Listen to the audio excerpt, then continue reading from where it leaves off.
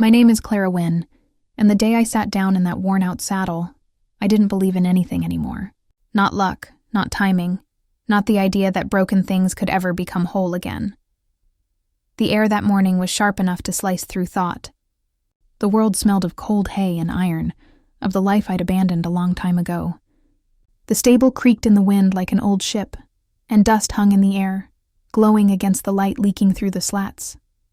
I remember the sound first. Not a voice, not a word, just breath. Deep, deliberate, patient.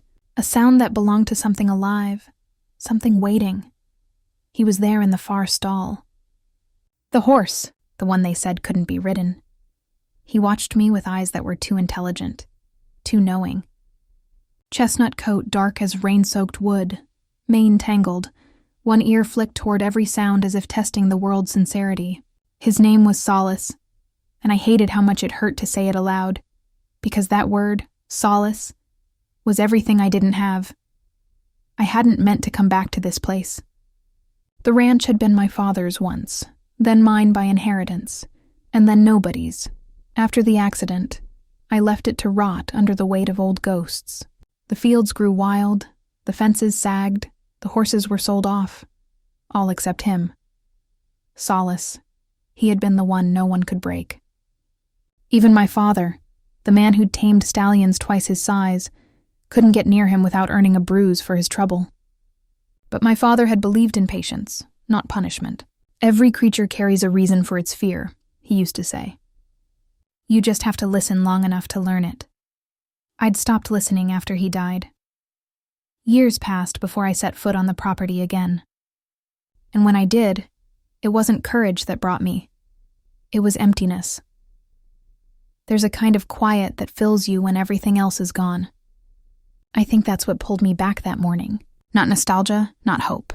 Just the need to hear a sound that wasn't my own heartbeat. And there he was, Solace, breathing like a storm behind wood and wire. The caretaker, an old friend of my father's named Eli, met me by the door. He looked surprised but said nothing about my absence. Grief recognizes its own. He's still wild, Eli warned, nodding toward the stall. Hasn't let anyone close in years. Eats from the bucket, but only if you leave it and walk away. What about riding? Eli gave a half laugh, the kind people use when they're remembering pain. Tried twice. Threw the last girl clean over the fence. Broke her wrist. She swore he looked back after, like he was sorry. I stared at the horse. He was pacing now, muscles shifting like water under his skin. I'll take him out, I said. Eli blinked. Clara, I know what he is, he sighed. You always were your father's daughter. Maybe that was true once. But that morning, I didn't feel like anyone's daughter. I felt like a stranger trespassing on my own past. It took an hour before I opened that stall door. Solace stood motionless, ears pricked, watching. Every instinct screamed at me to step back, to let the fear do its work and keep me safe. But I'd lived too long behind glass walls built by fear. I was tired of safety, so I stepped forward. His breath hit my skin, warm, steady, alive. I reached out, slowly, fingers trembling. He didn't move. His eyes flicked between mine, searching for truth or weakness or both. When my hand touched his neck, the world stopped. His skin shivered under my palm, and I felt it then, what my father used to call the language beneath words.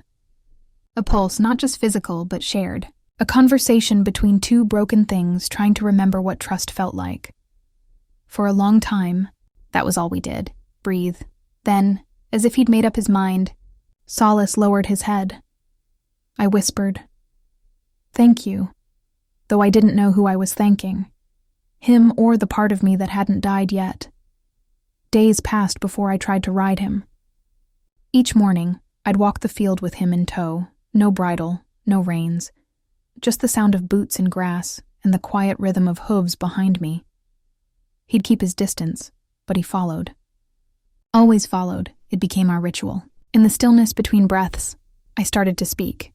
Not the way people speak to animals to fill silence, but the way you talk to someone who might actually understand. I told him about my father, the way he laughed, the way he taught me that courage wasn't loud. I told him about the accident, How one moment of hesitation had turned a simple ride into a tragedy I couldn't look in the eye. And I told him about leaving. About how guilt had a voice that never stopped whispering. He listened, or at least he didn't turn away. Sometimes he'd stop walking and press his nose against my shoulder as if to say, "Enough." It was the first time I'd obeyed anyone, or anything, in years. The morning I decided to ride him, the air was so still it felt staged. The sun hung low, pale as bone. Even the birds were quiet. I brushed him down slowly, murmuring nonsense like an incantation. His eyes followed my hands. When I placed the saddle on his back, he didn't flinch.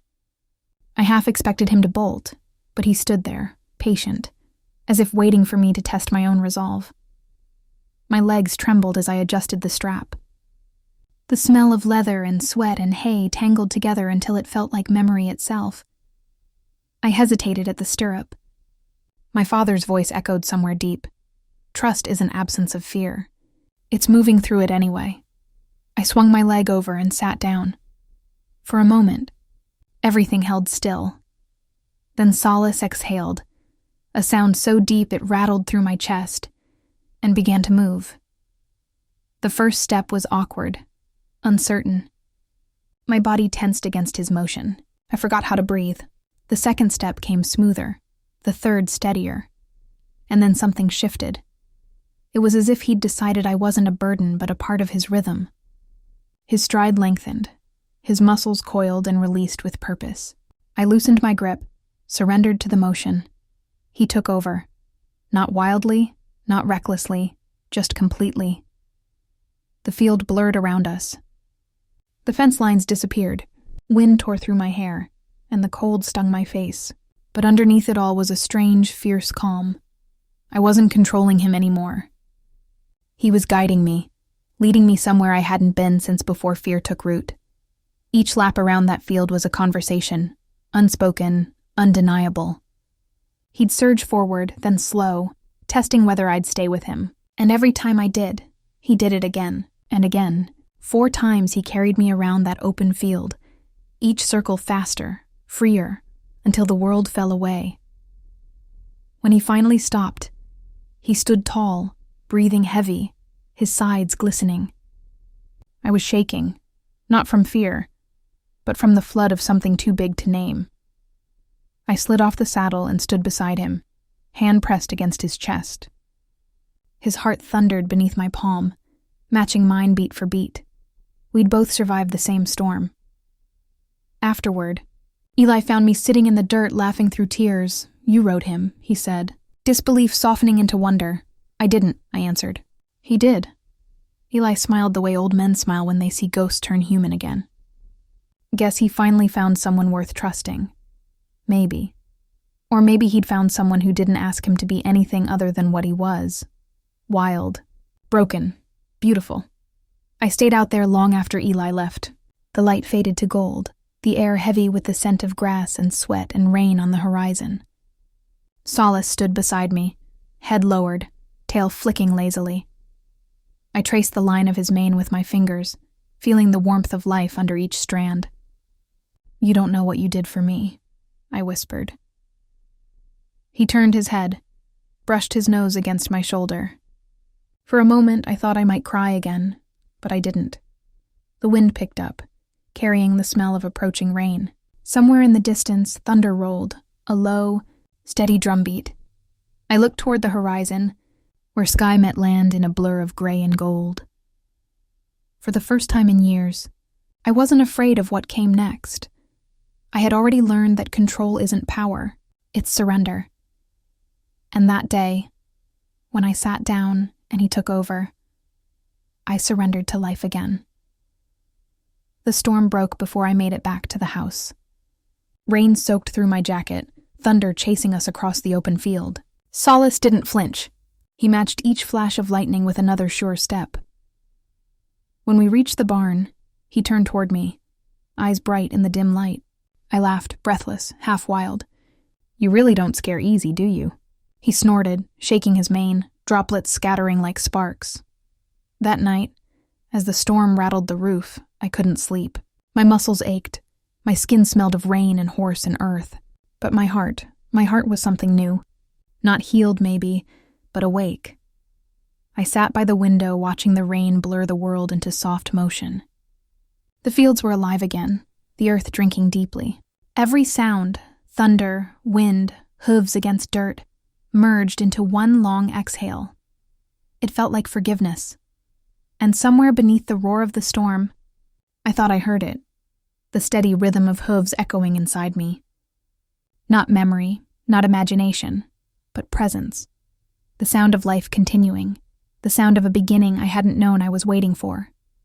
The morning after the storm, the world smelled of wet hay and lightning. The ground steamed, the air still thick with the ghost of rain. I walked barefoot across the porch, each step sinking into damp wood, and watched the fog rise from the fields like breath from the earth itself.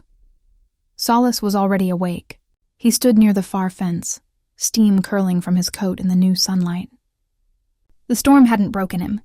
It had burnished him. The water had polished every line of muscle and grace until he looked less like an animal, and more like something made of the sky itself. I called to him softly. He lifted his head, ears flicking toward me, and after a pause, he came. His steps were deliberate, soundless in the soaked grass. When he reached me, I laid my hand against his forehead. His skin was warm, his breath slow and steady. "Still here," I murmured. "Guess that makes two of us." He exhaled through his nose, the sound low and grounding. Somewhere, a bird broke into song, the kind that only happens after storms, the sound of the world remembering itself. Eli arrived not long after, his truck spitting gravel up the drive. He stepped out with a thermos in hand, the smell of coffee strong enough to rewrite the morning. "You look better," he said, handing it to me. "I feel something." He chuckled. "That's a start." We stood side by side, watching Solace paw the ground, restless energy still humming beneath his skin. Eli scratched his chin. "He's changed. You both have. Maybe he was right. Maybe the storm had washed away something heavier than dirt." That day became a rhythm. Clean the stalls, walk the field, speak to no one but the horse. Solace followed me everywhere now. He no longer needed a rope or coaxing. When I painted in the barn, he'd stand by the open door, head tilted as if he were judging my work. When I carried hay to the shed, he'd trot alongside me, close enough that his shadow merged with mine. Sometimes I talked, sometimes I didn't. The silence between us carried its own dialogue. It was strange, how quickly a creature can become your mirror. The steadier I became, the calmer he grew. It was like he'd been waiting for me to match his breath before showing me who he really was. But peace never lasts untouched. It's too fragile, too tempting for the world to leave alone. A week later, a black SUV rolled up the driveway, its tires hissing through the mud. The windows were tinted, the kind that turned daylight into questions. I felt Solace stiffen beside me before I even turned. Two men stepped out, city clothes, polished shoes that didn't belong anywhere near dirt. They introduced themselves as representatives of the Harlow estate. The name hit like a punch. Harlow had been my father's business partner once. He'd wanted to turn this land into a development project before the accident. Luxury cabins, a resort, a way to monetize solitude. I thought the idea had died with my father. Apparently it hadn't. One of the men handed me an envelope thick with documents. "The property is still under lien," he said smoothly. "We're offering to buy it outright. Fair price, immediate transfer. You'd walk away free and clear." Free. Clear. Words that sound like mercy but always hide the blade. I glanced toward the field, where Solace stood watching, nostrils flared. He didn't understand the words, but he felt their weight. "I'm not selling," I said. The man's smile didn't falter. "Think about it, Ms. Wynne. Some things aren't worth saving." He looked past me toward the barn, where my father's initials were still carved into the beam. Then they left, the hum of the engine fading down the dirt road like a threat disguised as retreat. When I turned back, Solace was gone. Panic rose fast. I called his name, ran across the field, breath sharp in the cold air. The grass was still wet from the storm, soaking through my boots. Then I saw him at the edge of the woods, pacing. He stopped only when I reached him. "Hey," I said, breathless. "It's okay. They're gone." But he didn't calm right away. His ears were pinned back, eyes dark. He looked at me, then past me toward the road. It was as if he could still sense the residue of what had come. I touched his muzzle gently. "I'm not leaving, Solace. Not again." The words left my mouth before I realized how much I meant them. He blinked once, then exhaled. His body eased, and he lowered his head until our foreheads met. The tension bled out of both of us. The world shrank again to one heartbeat shared between skin and fur. That night, I couldn't sleep. I sat in the barn with a lantern beside me, painting him by its dim light. Each brushstroke was deliberate, reverent. His shape emerged on the canvas, shoulders taut, eyes bright, mane caught mid-motion. I didn't paint the fence or the field. I wanted him untethered, free. When I stepped back, I realized the painting wasn't just him. It was us, the outline of a woman beside him, faint, unfinished. The moment of balance between fear and trust frozen in color. I didn't know then that it would be the last thing I'd paint for a long time. 2 days later, Eli found me fixing the broken hinge on the gate. "You've got company again," he said, voice careful. My stomach dropped. "The Harlow men?" He nodded. "They're saying they've already filed the claim. Something about failure to maintain deed responsibilities." I felt heat crawl up my throat. Bureaucracy, cold and blind. My father's paperwork, half finished in grief, now turned weapon against me. I looked toward the barn, where Solace stood half in shadow. "They won't take it," I said quietly. "Clara," Eli warned, "they're not playing fair. I've seen men like them.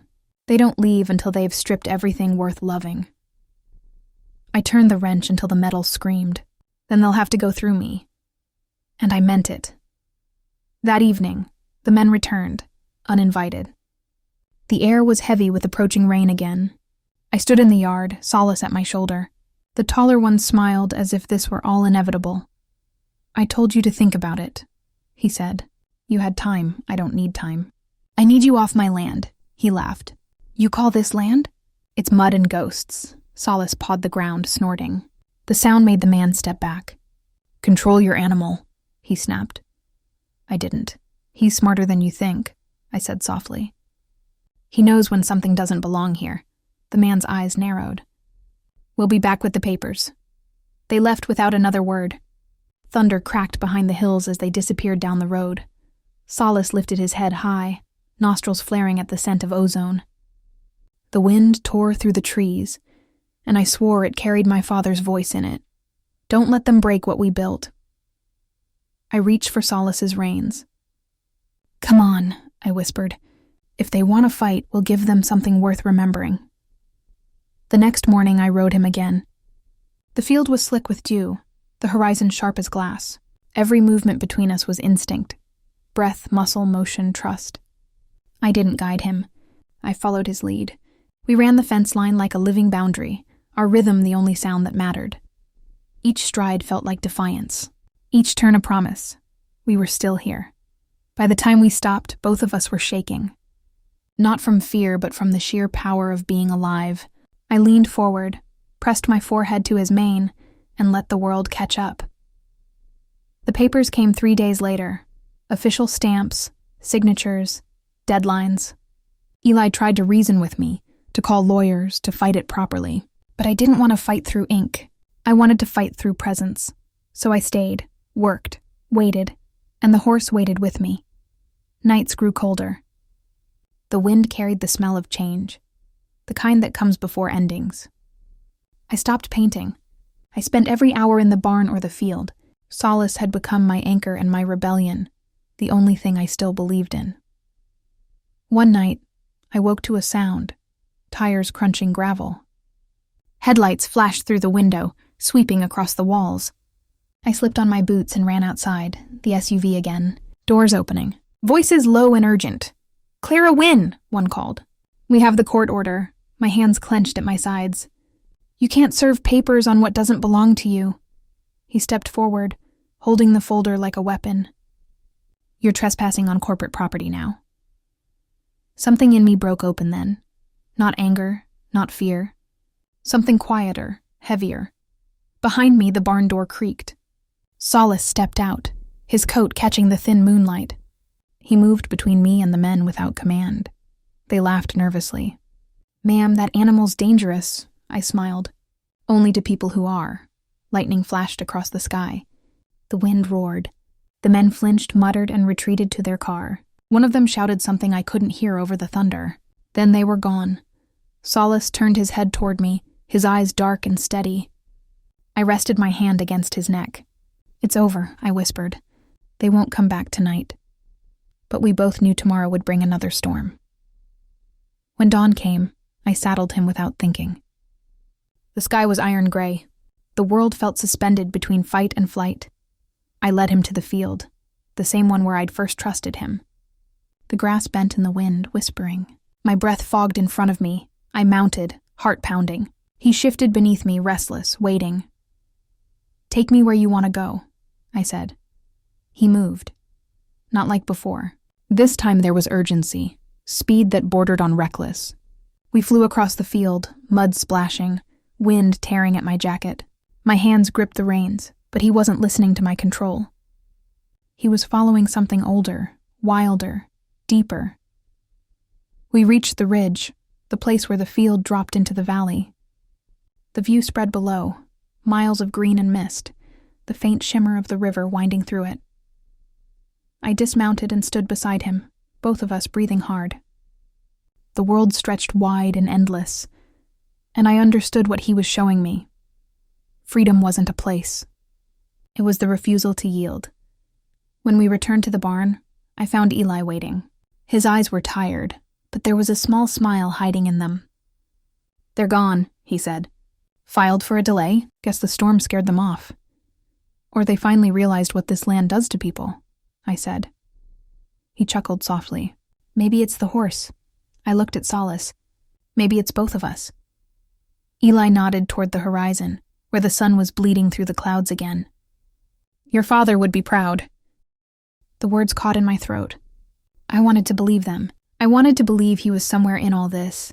The light, the wind, the heartbeat beside me. I reached for Solace's bridle, loosened it, and let it fall. He shook his mane free again. Then he pressed his head against my chest, and for a long moment, I simply breathed. That night I stayed in the barn. Rain came again, softer this time, a whisper instead of a roar. I lit a lantern, sat on the hay, and let exhaustion settle in. Solace lay nearby, half asleep, his breath slow and even. I thought about the papers, the men, the years I'd spent running from this place. All of it felt distant now, like echoes fading through water. There was only this: the smell of rain, the warmth of the lantern, the sound of a heartbeat that wasn't mine. I closed my eyes and let the world fall away. The storm had tried to take everything. But it hadn't won. The land still stood. The horse still breathed. And somewhere inside me, the part that had been afraid to live began to stir again. When I finally drifted into sleep, I dreamed of galloping through endless fields under a sky that never broke. The wind carried laughter that wasn't just mine. And when I looked beside me, Solace was there, always just ahead, leading the way. He didn't look back. He didn't need to. He knew I was following, and for the first time in years, that was enough. Morning came wrapped in fog thick enough to hide the world. I woke in the barn to the soft rhythm of Solace breathing, the sound steady as the earth itself. For a moment I stayed there, eyes half closed, listening. The smell of hay, rain, and leather filled the air. It was the scent of continuity, of something surviving despite everything. I rose quietly, my body aching from sleep on the wooden floor. Solace lifted his head, ears flicking forward. "Easy," I whispered. "It's just me." He exhaled, warm air brushing against my skin, and rested his nose on my shoulder. I stood still, letting the weight of that simple trust settle inside me. Outside, the fog clung to the ground like memory. Every shape blurred, every sound muffled. The ranch looked like a place suspended between worlds, half gone, half reborn. I walked toward the fence, boots sinking into the wet earth. Solace followed close, his steps soundless. Beyond the gate, the valley spread out in soft gray waves.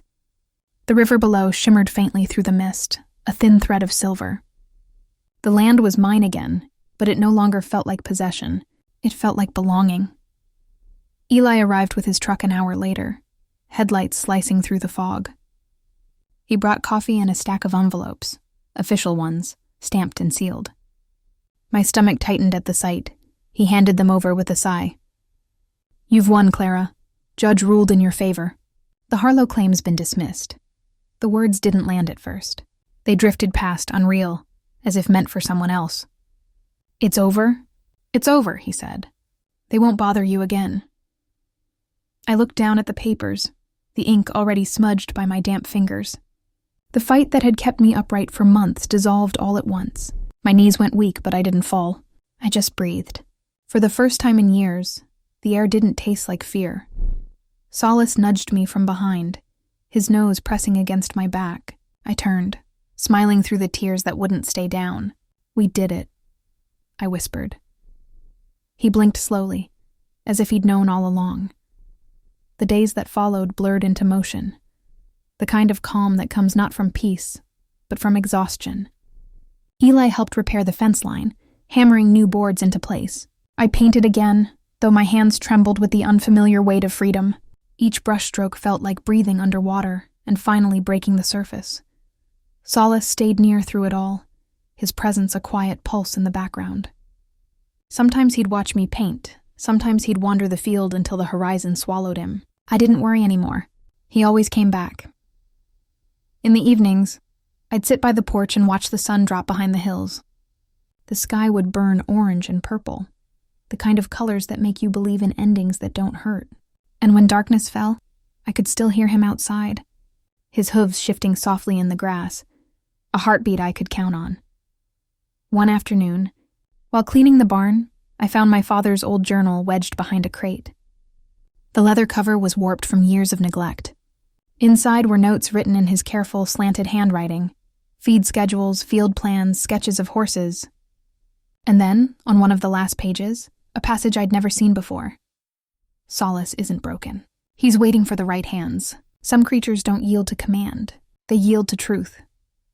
I traced the ink with my fingertips, feeling the distance between then and now collapse.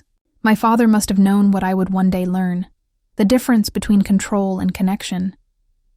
Outside, Solace whinnied softly, as if answering. I closed the journal and held it against my chest. "You were right, Dad," I whispered. "He wasn't waiting for you. He was waiting for me." As summer deepened, the land healed itself. Grass grew where mud had been. Wildflowers crept along the fences, painting the edges of the field in color. The air filled with insects and distant thunder. Life had returned quietly, without ceremony. I spent the mornings riding, not to prove anything, not to reclaim control, but simply to move, to feel the rhythm that had once terrified me. Each stride carried memory, each breath renewal. Solace and I didn't need reins most days. We understood each other's silences. People in town started asking about us again. The story of the untamable horse and the woman who refused to give up had spread farther than I'd expected. Some wanted lessons. Others wanted photos. I said no to all of it. The story wasn't theirs to own. This was our sanctuary now, mine and his, and I'd learned what happens when the world mistakes intimacy for spectacle. One evening, I found Eli sitting by the porch, staring at the field where Solace grazed. The air was golden, filled with the hum of cicadas. "He's getting older," Eli said softly. "So am I." He smiled. "Not as fast as you think. But time catches everyone."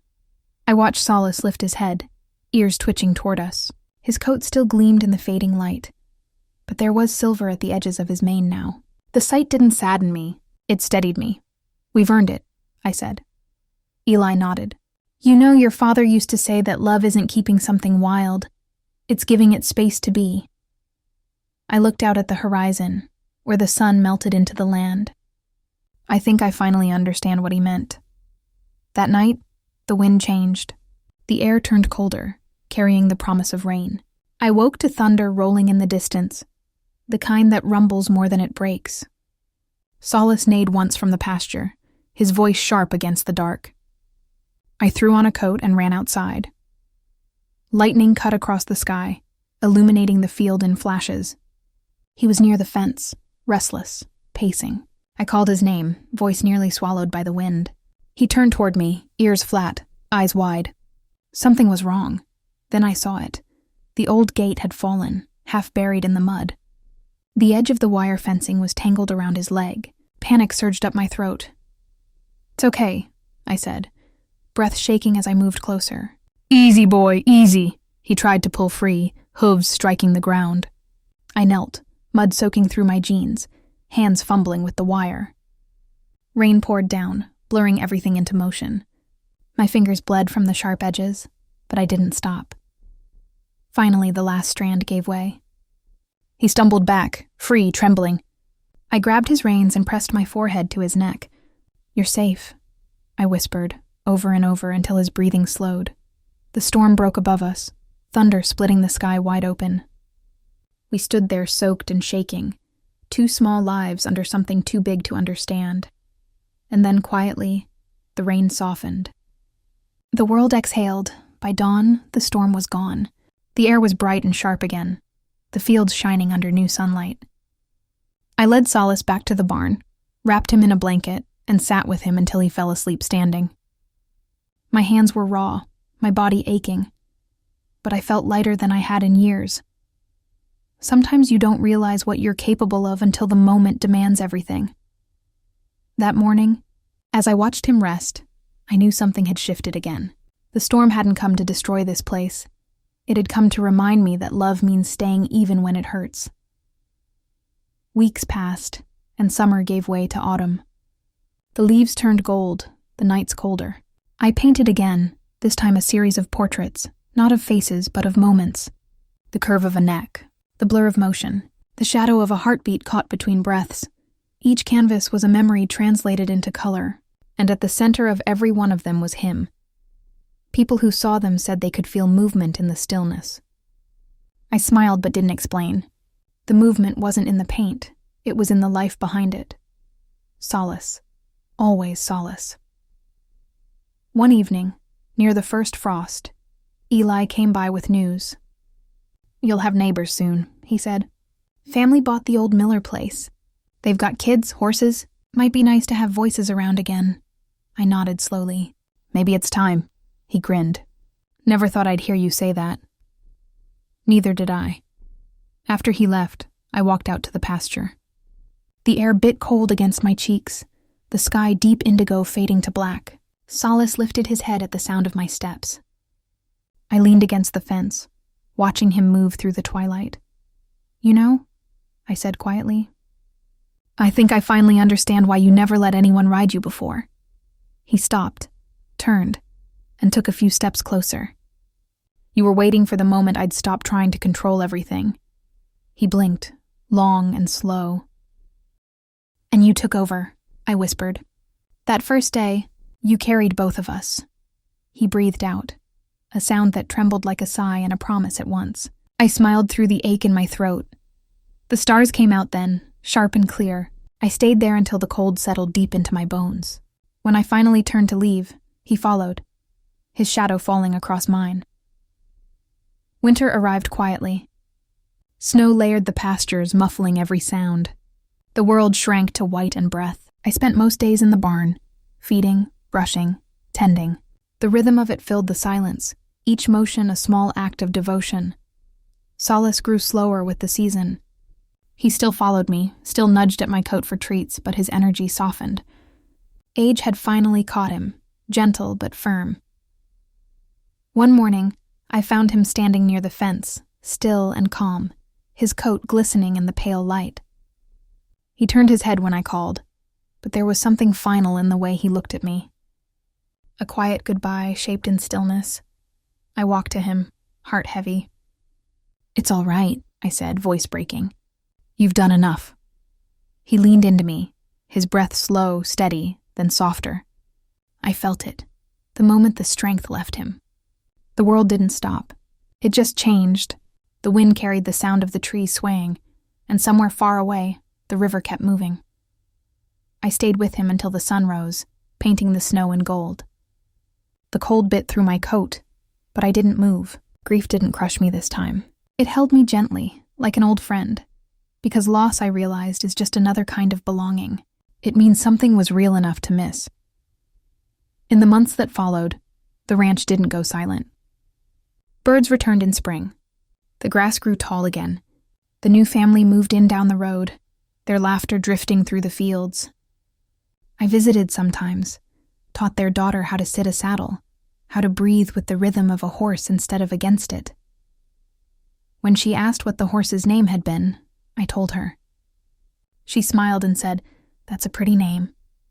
"It was," I said. "It still is." In the evenings, I'd sit on the porch, a cup of coffee cooling beside me, watching the wind roll through the fields where Solace once ran. Sometimes I swore I could still hear his hooves in the distance, faint but certain, and when the sun dipped low enough to catch the tops of the grass, I'd close my eyes and breathe, not to remember, but to continue. Now, when people ask how I learned to trust again, I tell them this. It began the day I sat down and let something stronger than fear take control. A horse taught me that surrender isn't weakness. It's faith, and when the storms come now, and they always do, I don't hide. I open the door, step outside, and listen for the sound of hooves in the rain. Because somewhere, somehow, I know he's still running, free, whole, eternal. And through that endless rhythm, so am I.